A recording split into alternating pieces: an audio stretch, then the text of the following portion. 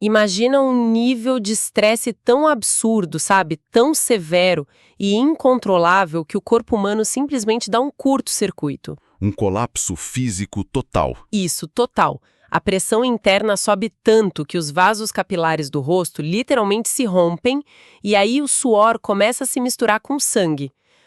E a história da medicina moderna é fascinante nesse ponto, porque entre 1882 e 2017 existem apenas 42 casos devidamente registrados dessa condição no mundo inteiro. Nossa, é uma anomalia extrema do nosso sistema nervoso, né?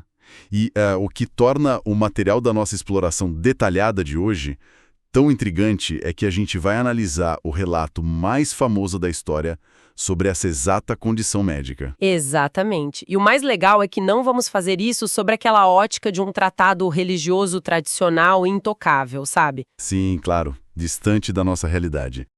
Vamos olhar como um mapa cirúrgico mesmo, um mapa cru da psique humana operando sob a maior pressão imaginável.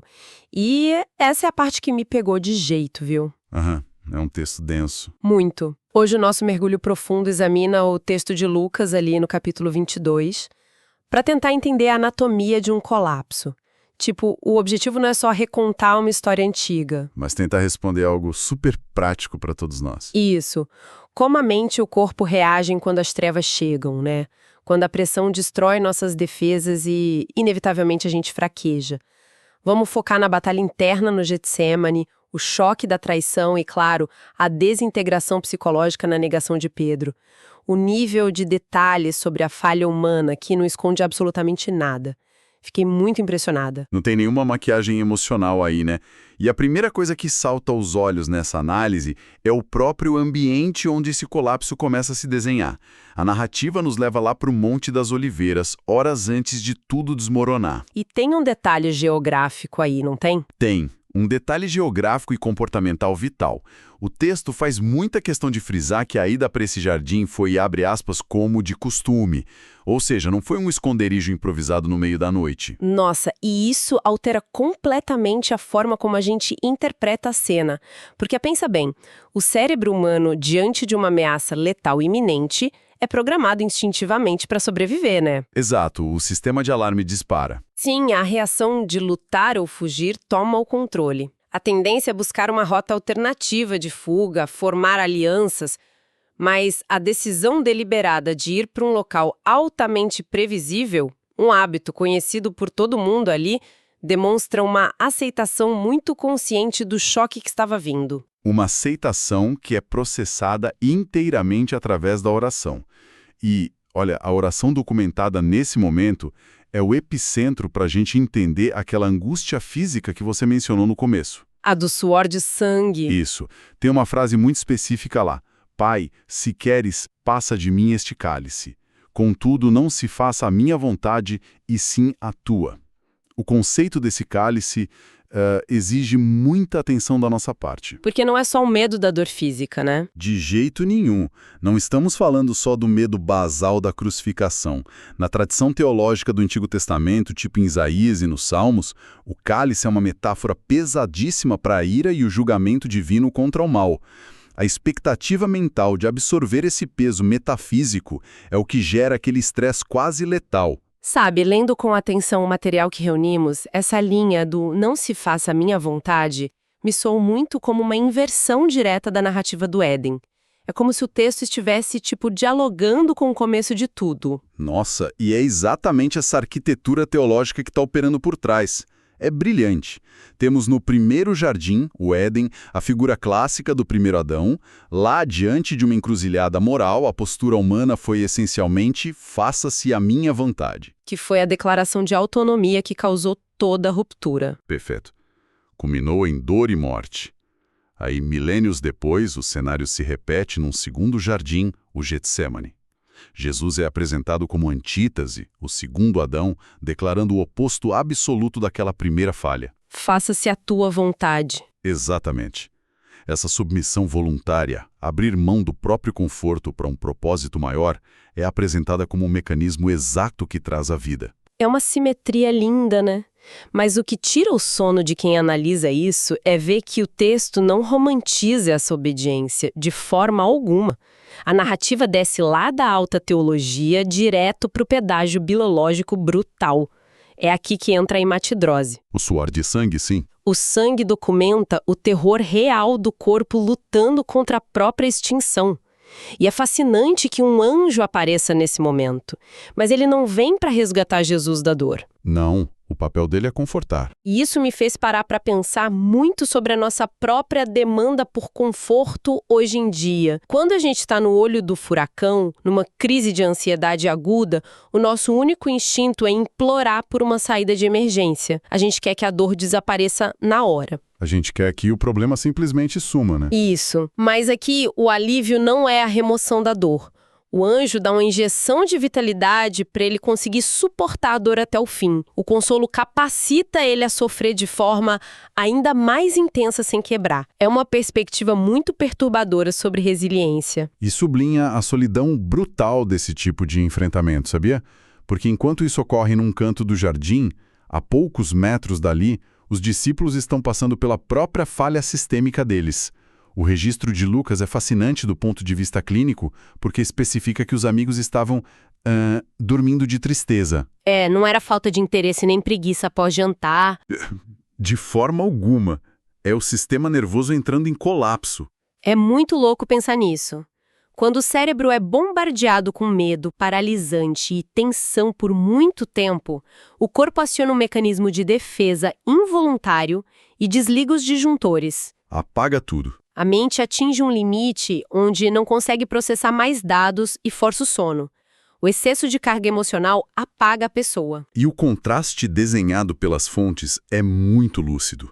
Enquanto uma mente usa a introspecção e a vulnerabilidade radical da oração para se manter consciente e inquebrável, a falta desse mesmo preparo empurra os outros para a paralisia.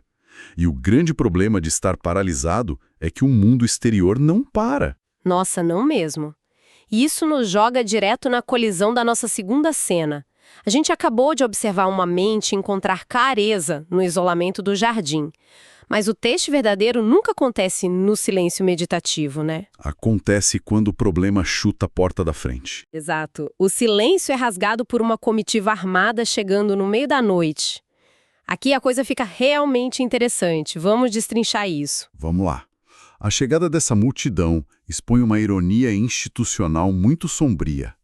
Estamos falando de líderes religiosos oficiais, guardas do templo, as mesmas autoridades que viam Jesus ensinando diariamente à luz do sol lá nas praças. E agora estão lá agindo de forma furtiva, na calada à noite. Exato, se esgueirando. O próprio mestre capturado constata isso, quando chama um momento de a hora e o poder das trevas. E a vanguarda dessa operação clandestina é ocupada por ninguém menos que alguém do círculo íntimo, Judas. Mas a abordagem dele gera uma dissonância cognitiva absurda para quem lê. É muito perturbador. É porque ele não chega de longe gritando ou apontando. Ele se aproxima e o beija. Tentar entender essa psicologia é bizarro. O beijo, que nas culturas orientais da época era o selo máximo de respeito e afeto entre amigos e mestres, vira uma arma de traição. É o grau máximo da hipocrisia, né? A subversão letal da intimidade. As fontes descrevem isso como o ápice da traição porque expõe uma realidade sobre a proximidade humana. Judas dividiu o mesmo pão, andou pelas mesmas estradas por anos, viu os milagres. Contudo, essa proximidade física constante nunca resultou numa transformação real. O interior nunca foi transformado. É quase um alerta gigante para o nosso tempo.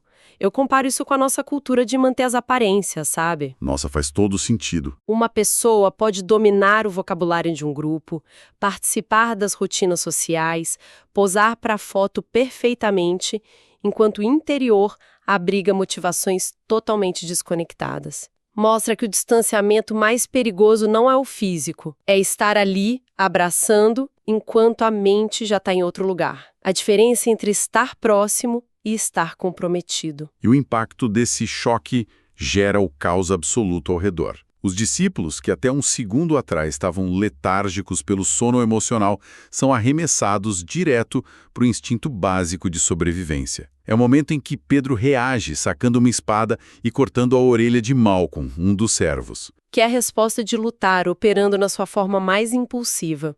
Diante de uma ameaça imensa, o cérebro em pânico reduz o problema a um inimigo físico na frente dele.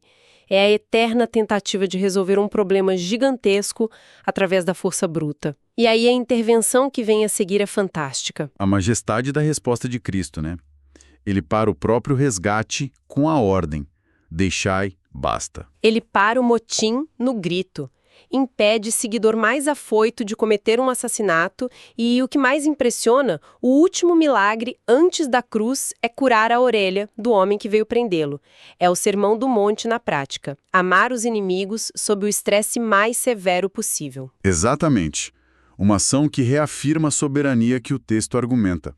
Porque ao afirmar que aquela era a hora e o poder das trevas, admite-se que o caos e a corrupção tem um poder tático e devastador na história, mas é um poder rigidamente temporário, operando dentro de um plano maior. E compreender esse controle nos permite focar num indivíduo que perde totalmente o chão na terceira cena da nossa análise, porque a poeira baixa lá fora, as algemas são colocadas e a lente vira inteiramente para a anatomia da queda de Pedro. O distanciamento começa já na transição espacial, né? Ele segue o grupo, mas o texto é enfático em dizer que ele segue de longe. Esse detalhe da distância é fundamental para a psicologia da cena. Não se trata só de prudência para não entrar no radar das autoridades. É um recuo identitário. É a hesitação de alguém que está experimentando um desmoronamento interno, calculando o risco de exposição. O que leva ele direto para a fogueira no meio do pátio inimigo. E esse ambiente me fez pensar muito. A gente tem uma tendência vaidosa de achar que numa encruzilhada moral gigante faríamos a coisa certa, seríamos super-heróis.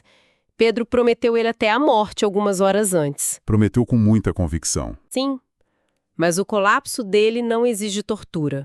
O que destrói as convicções dele é a simples pressão social de tentar se camuflar diante de uma simples criada junto ao fogo. E a abordagem dela é casual. Este também estava com ele. E a resposta instintiva é rápida. Mulher, não o conheço. E aqui começa algo que a psicologia moderna reconhece bem. O medo não derruba a coragem de uma vez. Ele o faz em estágios. A progressão da negação. Que é basicamente a autossabotagem em tempo real. Eu vejo muito do padrão de falácia dos custos irrecuperáveis nisso. Uma vez que o cérebro investe na primeira mentira e ganha segurança temporária, ele precisa proteger essa mentira. A mentira exige manutenção, né? Exatamente. Quando o homem o acusa depois, a postura muda. A negativa fica mais ríspida. Homem, não sou. A agressividade é o verniz que a gente usa para esconder o terror interno de ser descoberto. O efeito bola de neve é real. E o detalhe mais torturante é a precisão temporal de Lucas. Passa-se cerca de 1 hora inteira de silêncio e olhares suspeitos entre a segunda e a terceira acusação. É um intervalo único nesse evangelho. Imagina essa hora do ponto de vista do estresse, sentado no núcleo do território inimigo, a paranoia absoluta, monitorando cada risada, o estalar do fogo, os cochichos, 60 minutos de adrenalina tentando agir naturalmente. Isso desgasta o discernimento de qualquer pessoa. O cansaço cognitivo cobra um preço altíssimo. E aí a máscara cai por um elemento inevitável. Ele é reconhecido não pelo rosto, mas pelo sotaque galileu. A origem o trai. E a violência verbal atinge o auge. Homem, não sei o que dizes. Outros evangelhos relatam que ele até começou a praguejar contra si mesmo. A bússola moral se despedaça. E milissegundos depois dessa última negação caótica, vem o evento auditivo e inescapável, o canto do galo. Que abre um debate fascinante nas nossas fontes, sobre a natureza desse som na calada de Jerusalém. Eu confesso que sempre assumi que era uma ave despertando a vizinhança. Mas, lendo as notas da nossa pesquisa, percebi que essa leitura literal tem furos. Sim, tem um debate bem vigoroso aí. Leis rigorosas de pureza ritual frequentemente proibiam a criação de galos dentro da cidade, especialmente perto da residência do sumo sacerdote, por serem considerados animais impuros. Por causa disso, alguns argumentam por uma alternativa histórica muito forte envolvendo os romanos. O sinal militar? O famoso toque da guarda, né? Isso mesmo, o toque de uma trombeta de bronze no quartel romano anunciando o fim da terceira vigília, por volta das 3 da manhã. O nome técnico desse aviso era Galecinium, que em latim significa o canto do galo. Mas fosse um animal literal ou uma trombeta, o efeito psicológico sobre Pedro é o mesmo. É o alarme ensurdecedor da própria consciência. O choque que rompe o transe de sobrevivência. O corpo gela. E o desfecho desse milissegundo é chocante. No meio daquele pátio, a narrativa direciona os olhos de Jesus diretamente para Pedro. Um único e ininterrupto olhar, sem palavras. Não tem sarcasmo do tipo "eu avisei". As fontes sugerem que foi um olhar de luto pela quebra do amigo. Uma compaixão profunda que atinge o ego inflado de Pedro como uma marreta. Ele é quebrado, sai para as ruas escuras e chora amargamente. Então, o que tudo isso significa para nós hoje? A gente viu a dor extrema no Getsêmani, dissecou a hipocrisia de um beijo e testemunhou a autossabotagem acovardada perto de uma fogueira. O que o balanço final dessa nossa análise traz de lição? A síntese mestra que amarra tudo isso é o contraste de resultados entre Judas e Pedro.